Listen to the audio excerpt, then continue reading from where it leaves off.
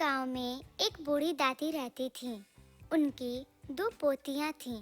दादी माँ ने अपने दोनों पोतियों को पाल पोस के बड़ा किया था। दादी माँ दूसरों के घरों में काम किया करती और उन्हीं पैसों से अपनी दोनों पोतियों का पालन पोषण करती। उसकी दोनों पोतियां बहुत होनहार थीं और इसका फायदा दादी माँ उठाना चाहती थी। एक दिन सुबह दादी माँ अपने दोनों पोतियों से कहती हैं कि अरे मेरी प्यारी पोतियों, उठ जाओ, सुबह हो गई है। एक पोती बोलती है कि दादी सोने दीजिए ना। दादी बोलती हैं। बेटा उठ जाओ, आज आप लोग को काम ढूंढने जाना था ना। पोती बोलती है। नहीं नहीं दादी जी, आज मन नहीं कर रहा, कल चले जाएंगे, आज बस सोने दीजिए ना। दादी यह सुनकर अपने दोनों पोतियों को डांटे बगैर वहाँ से अपने कमरे में चली जाती हैं। कुछ समय बाद दादी आवाज देते हुए अपने पोतियों से कहती हैं कि बच्चों, मैंने खाना बना दिया है और तुम दोनों उठ जाओगे तो समय से खाना खा लेना। पोती बोलती हैं। ठीक है दादी। दादी माँ अपने मालकिन के घर चली जाती हैं और अपने मालकिन से बात करती हैं। मालकिन बोलती हैं कि अरे आज तुम इतना लेट कैसे हो गई? दादी माँ बोलती हैं।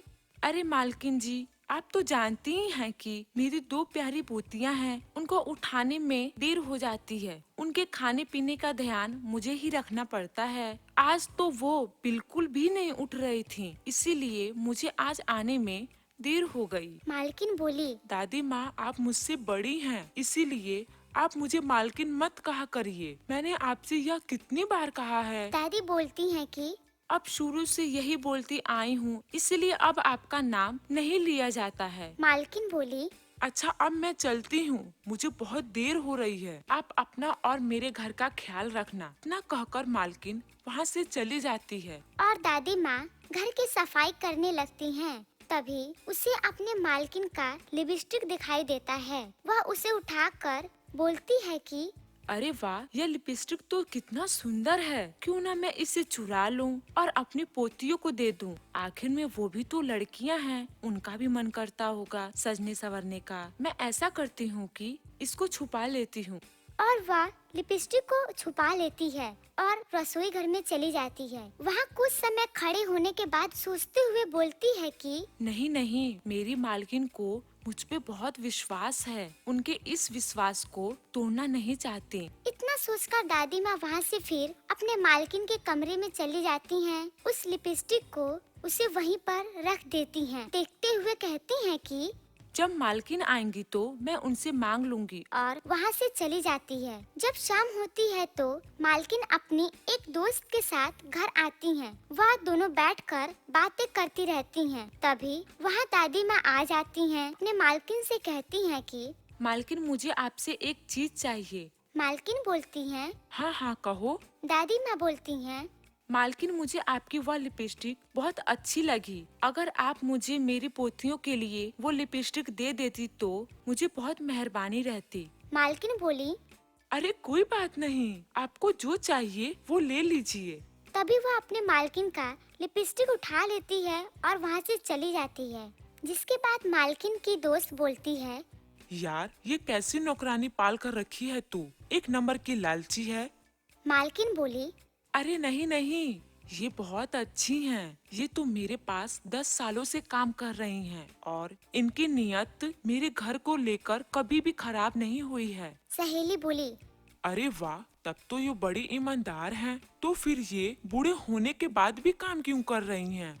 मालकिन बोली। क्या बताऊं यार, इनके बेटे और बहू को गुजरे काफी समय हो गए हैं और तभी से ये अपने दो पोतियों का पालन पोषण कर रही हैं। इनकी पोतियां कितनी बड़ी हैं? दोनों बड़ी हैं। क्यों ना इनकी पोतियों को हम अपने ऑफिस में काम दिलवा दें?